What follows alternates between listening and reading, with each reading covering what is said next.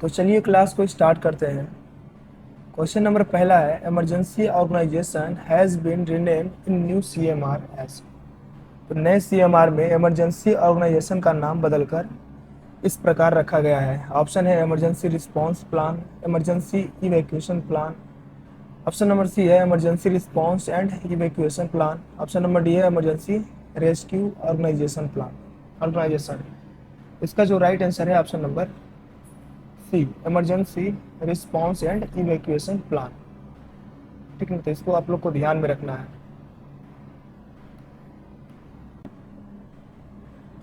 Next question है, who will set permanent और temporary speed limit for any area of the mines और any vehicles और class of vehicles. तो mines के किसी एरिया या किसी व्हीकल्स या क्लास ऑफ व्हीकल्स के लिए टेम्परेरी या परमानेंट स्पीड कौन डिसाइड करेगा? ऑप्शन है mines manager, senior official, DGMS, mines foreman. इसका जो राइट आंसर है option number A, mines manager. Mines में व्हीकल की स्पीड क्या होगी और किस एरिया में क्या उसकी स्पीड रहेगी, ये कौन डिसाइड करेगा, चाहे वो टेम्परेरी हो या परमानेंट। कौन डिसाइड करता है? तो वो करता है मैनेजर।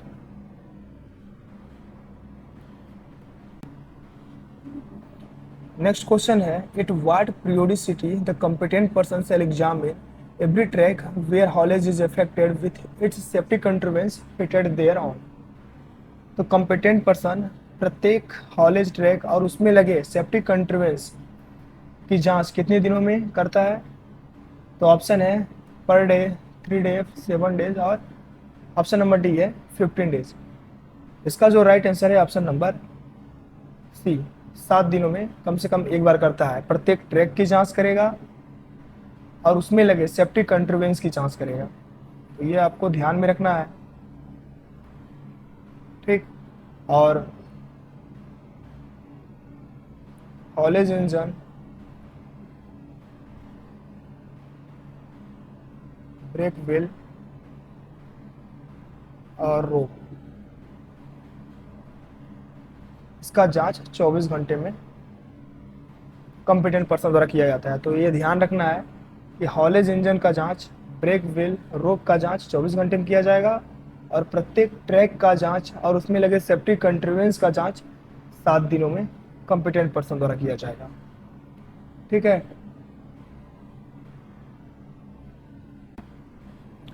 क्वेश्चन नंबर चौथा है, where the zone is treated with water the sample shall be collected by a method of sampling. तो जिस जोन का ट्रीटमेंट वाटर से किया जाता है उस जोन में सैंपल किस मेथड से लिया जाएगा? ऑप्शन है स्पॉट, स्ट्रिप, बल्क और रेडियोमेट्रिक।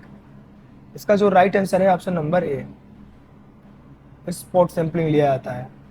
ठीक, और जिस जोन में इनकम्बस्टिबल डस्ट से ट्रीटमेंट किया जाता है वहाँ पे स्ट्रिप सैंपलिंग द्वारा सैंपल लिया जाता है। ठीक ना, ये ध्यान में रखना है आप लोग को। स्पॉट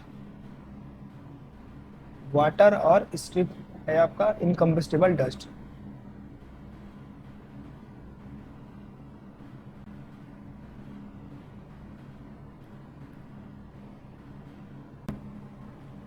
क्वेश्चन नंबर 5वां है, in which from the workman inspector shall record his report of inspection.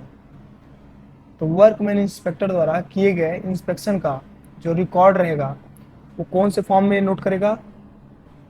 तो ऑप्शन है फॉर्म पी, क्यू, एम और ऑप्शन नंबर डी है यू। इसका जो राइट आंसर होगा ऑप्शन नंबर डी। ठीक है, फॉर्म यू में रिकॉर्ड लिखता है अपना वो।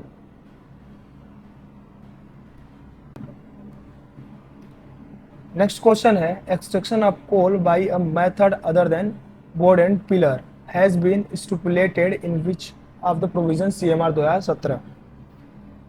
तो बोर्ड एंड पिलर के अलावा किसी अन्य तरीके से कोयला निकालना सीएमआर 2017 के कौन से रेगुलेशन नंबर में दिया हुआ है?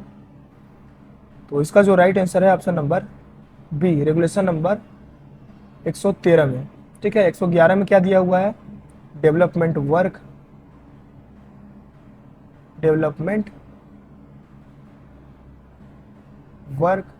और रेगुलेशन नंबर 116 में पावर ऑफ इंस्पेक्टर,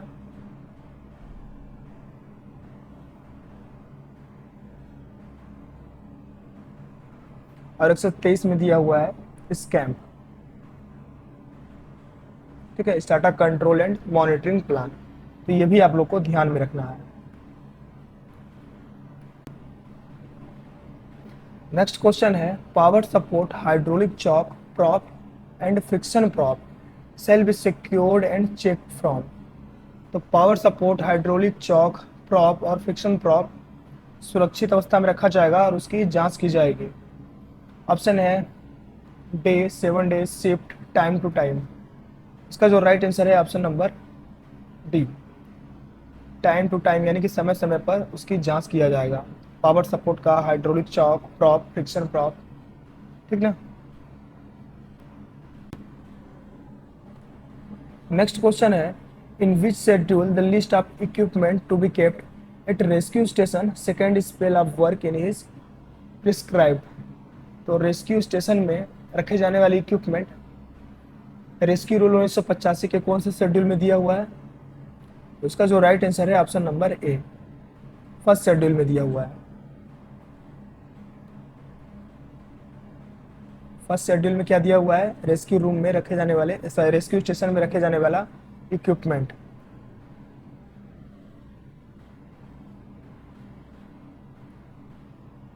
ठीक, और वही क्या है, सेकेंड शेड्यूल में क्या दिया हुआ है? रेस्क्यू रूम में रखे जाने वाला इक्विपमेंट, उसके बारे में दिया हुआ है। थर्ड में अगर जिस माइंस में रेस्क्यू रूम क्या है कि पास में नहीं है तो उस जगह पे सरफेस पे कुछ रेस्क्यू इक्विपमेंट रखा जाएगा, तो उसके बारे में दिया हुआ है। और फोर्थ शेड्यूल में दिया हुआ है ब्रीदिंग अपरेटस जांच करने की विधि।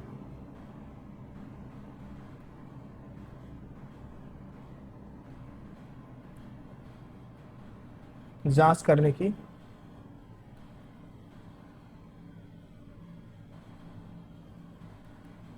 ठीक है।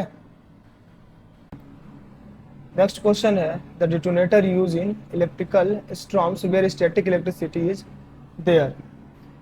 तो विद्युत तूफान में इस्तेमाल किए जाने वाला डिटोनेटर जहां स्टैटिक इलेक्ट्रिसिटी मौजूद है, क्या यूज करते हैं? ऑप्शन है nonel, red dot, option number C है ऑर्डिनरी डिटोनेटर, और ऑप्शन नंबर डी है नन ऑफ द अबव। इसका जो राइट आंसर है ऑप्शन नंबर ए, नोनेल। तो जहाँ पे बिजली वगैरह चमकती है ना, तो उस जगह पे नोनेल का यूज़ किया जाता है। ये आपको ध्यान में रखना है। क्वेश्चन नंबर 10वां है वाई फॉर्मेशन ऑफ भी between two gobs is avoided during depillaring. तो डिप्लेयरिंग के दौरान दो गोप के बीच भी निर्माण को क्यों टाला जाता है?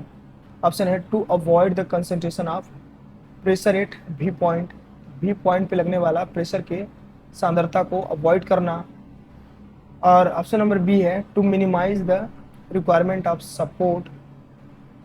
तो सपोर्ट की रिक्वायरमेंट को मिनिमाइज करने के लिए ऑप्शन नंबर सी है to get maximum coal output, maximum coal output प्राप्त करने के लिए, और ऑप्शन नंबर डी है to prohibit air blast, air blast को रोकने के लिए। इसका जो राइट आंसर है option number A, to avoid the concentration of pressure at भी पॉइंट।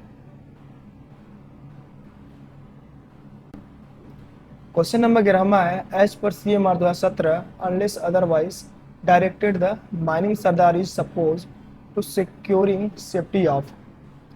तो CMR 2017 के अनुसार जब तक अन्यथा निर्देश न दिए जाएं, माइनिंग सरदार को निम्नलिखित की सुरक्षा करनी होगी। तो अगर माइनिंग सरदार को कोई और निर्देश नहीं दिया जाता है तो किसकी सुरक्षा करेगा तब तक वो? डिस्ट्रिक्ट। इसका जो राइट आंसर होगा ऑप्शन नंबर ए, डिस्ट्रिक्ट की सुरक्षा करेगा, ठीक ना। क्वेश्चन नंबर 12वां है द सरदार और other competent person shall after completion of his shift record the result of his inspection in a bound page book shall include the. तो सरदार और अदर कॉम्पिटेंट पर्सन अपना शिफ्ट कंप्लीट होने के बाद inspection का जो भी रिकॉर्ड रहेगा वो बाउंड पेज बुक में नोट करेगा, जिसमें क्या क्या इंक्लूड रहेगा। ऑप्शन है place where examination was carried out. तो वह प्लेस जहाँ पे एग्जामिनेशन किया हुआ है, जांच किया हुआ है। The number of person working under his charge, तो उसके अंडर में काम करने वाले व्यक्तियों की संख्या। Instruction given during the shift, shift के दौरान दिए जाने वाला इंस्ट्रक्शन। और date and time of the inspection, तो इंस्पेक्शन का डेट और टाइम भी नोट करेगा। इसका जो राइट आंसर होगा option number E, all of the above. ठीक है, ये सारे चीज पेज बाउंड बुक में नोट करेगा।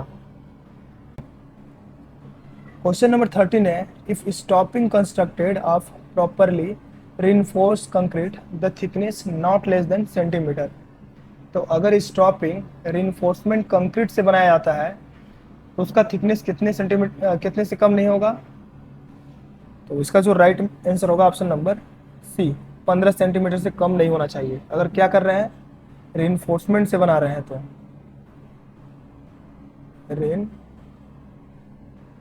reinforcement से बना रहे हैं तो 15 सेंटीमीटर से कम नहीं रहेगा। और अगर विदाउट reinforcement से बना रहे हैं, विदाउट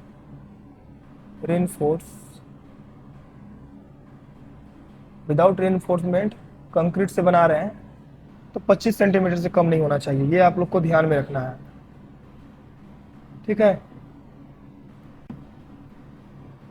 क्वेश्चन नंबर 14 है, the width of the flat base piece not less than centimetres, तो फ्लैट बेस पीस का विड्थ कितने सेंटीमीटर से कम नहीं होना चाहिए।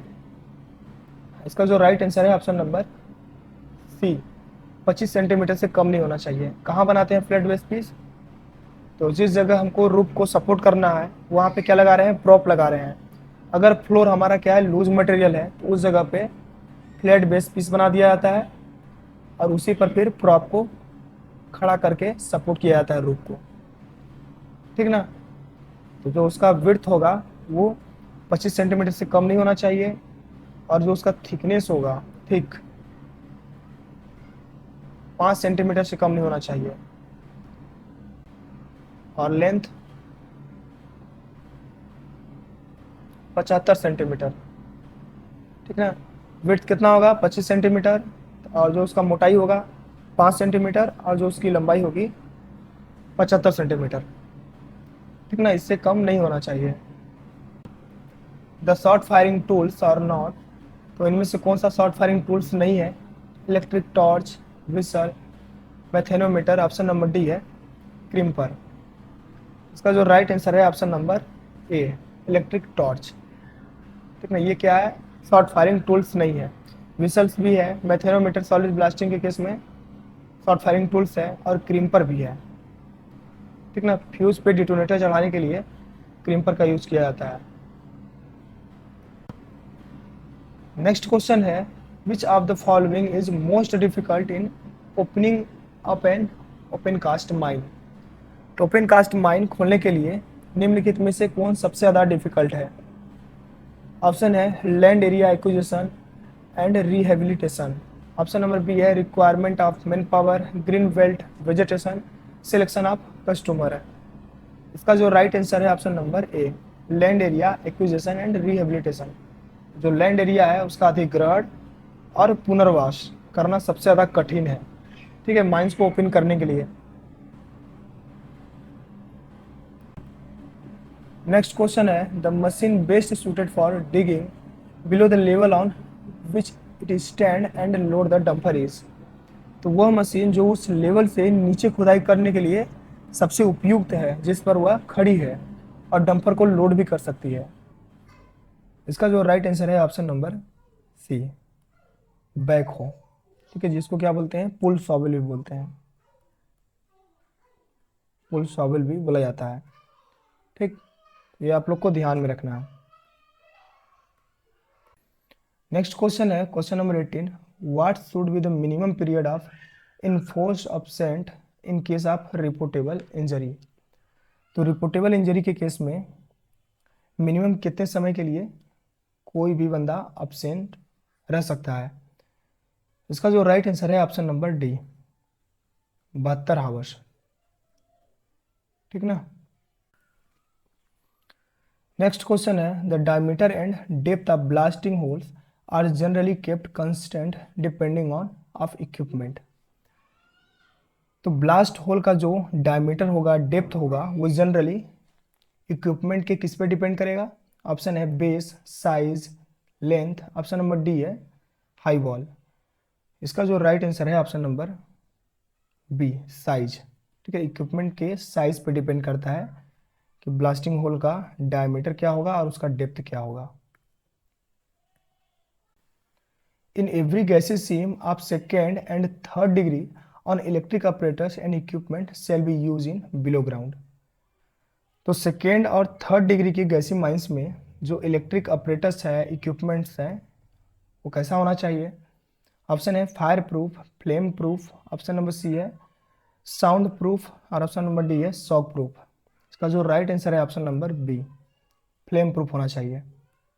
ठीक है, सेकेंड डिग्री और थर्ड डिग्री की जो माइंस है उसमें जो भी इक्विपमेंट रहेगा वो क्या होना चाहिए? फ्लेम प्रूफ होना चाहिए।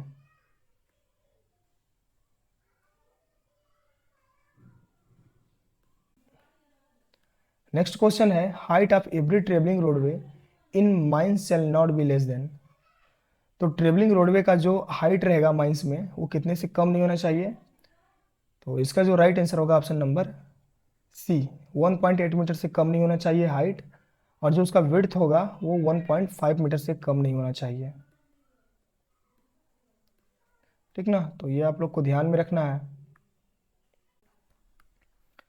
तो चलिए फिर क्लास को समाप्त करते हैं।